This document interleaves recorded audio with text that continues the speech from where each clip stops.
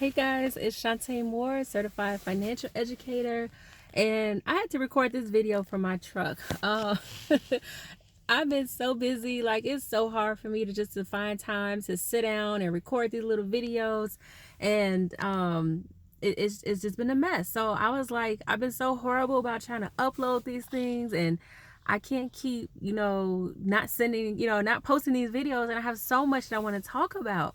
So you'll probably just start seeing me just send more videos this way. And I'm not great with doing selfies and angles and all that crap. So y'all don't judge me, okay?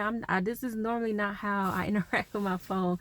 But anyway, today's topic, as you can tell in the description, is all about trying to figure out this stupid angle. It's all about how to enroll in your benefits. Not necessarily how to, but it's three things that I really want to talk about when it comes to your employer provided benefits, so that you guys can take advantage of whatever's offered to you by your company.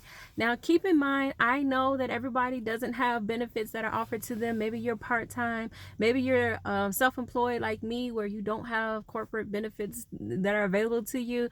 I'm going to do a whole separate video. It'll probably be looking just like this. That'll talk about some strategies about how you can protect yourself, when you don't have a corporate plan behind you.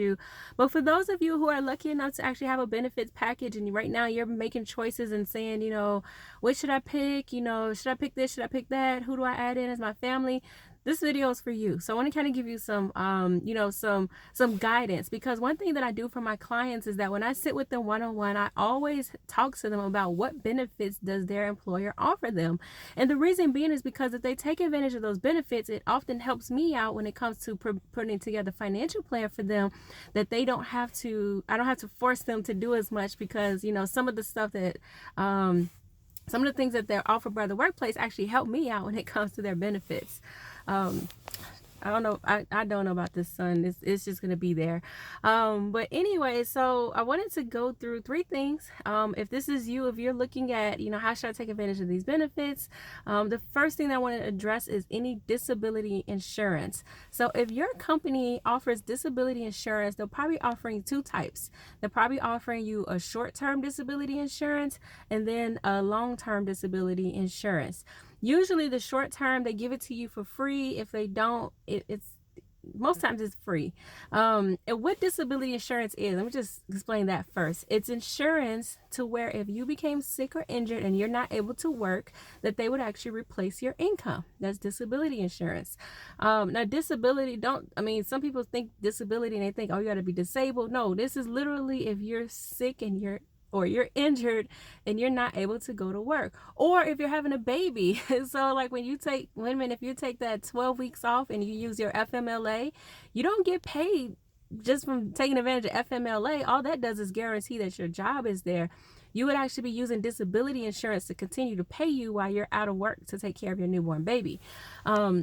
So if you have short-term disability, it normally covers like the 30 days, first 30 days of you having that qualifying event. And generally the short-term disability policy will replace 100% of your income. So they will pay you as if you were working for 30 days, even though you're not there. Now that's fine and dandy, right? Like I said, if your company offers short-term disability, 9 times out of 10, they will also offer you long-term disability insurance.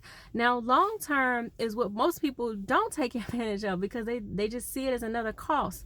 But my God, it is so beneficial. Long-term disability will cover you for any time that you're out beyond a 30-day time frame. So like I mentioned, if you're having a baby, generally we take 12 weeks off, right, to have a baby. 12 weeks is 3 months. If you only have short-term disability, you're only going to be paid for 1 month, and then you won't have any income coming in from your job for those extra 2 months unless you have long-term disability insurance.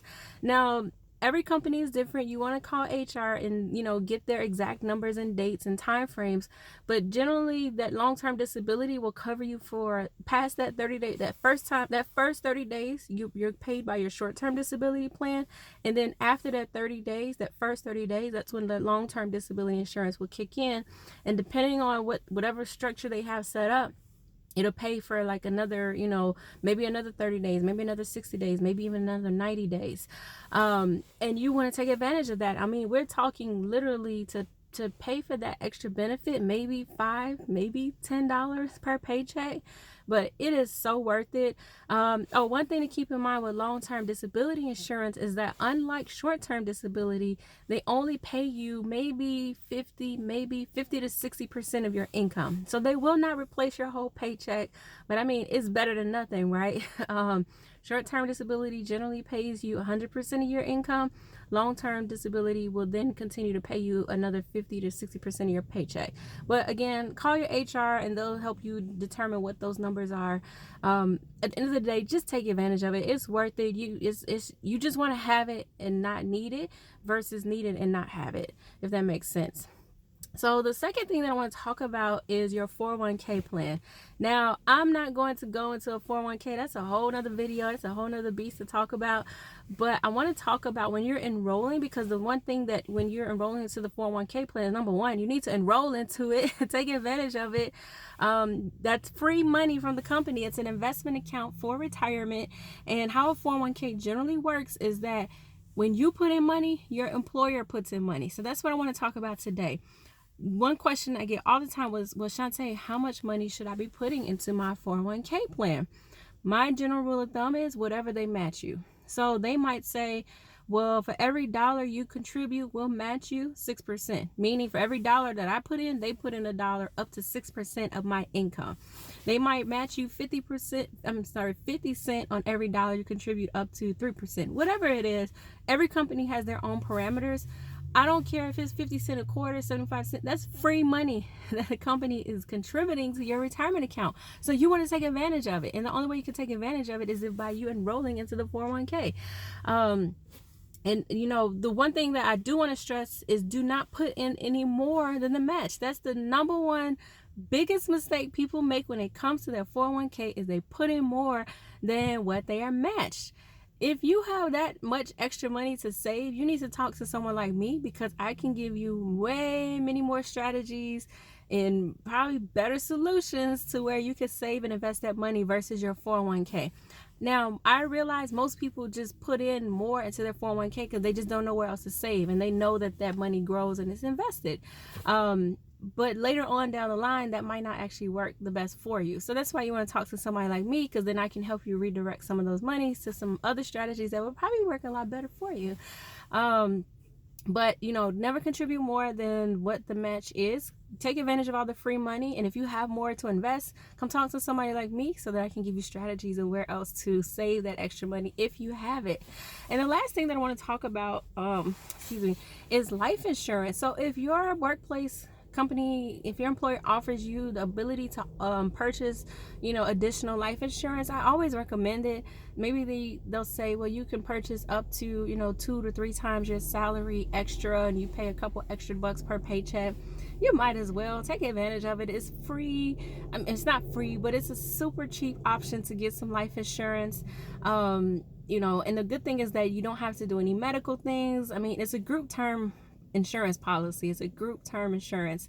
I'll probably never do a video about that, but when I do some of my videos on life insurance, I'll explain more about how those work.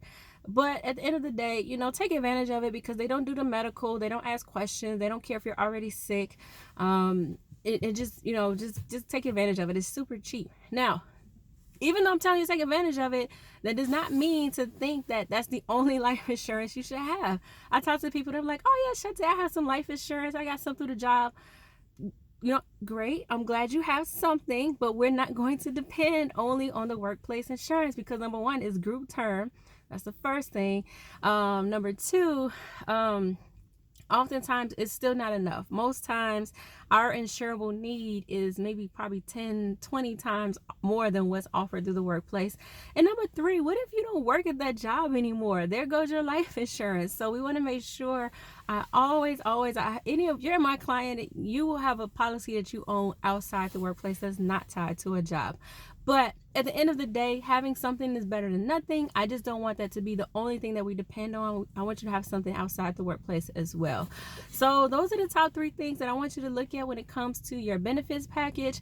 I hope that you have those things available to you. Again, I wanted to highlight them because a lot of times people don't take advantage of the disability insurance. They, for whatever reason, don't take advantage of the 401k. They don't purchase the additional life insurance. And so if you're enrolling, I hope these 3 tips help you. If you want to connect with me, all the information on how to reach me is in the description box. So I'll talk to you guys later.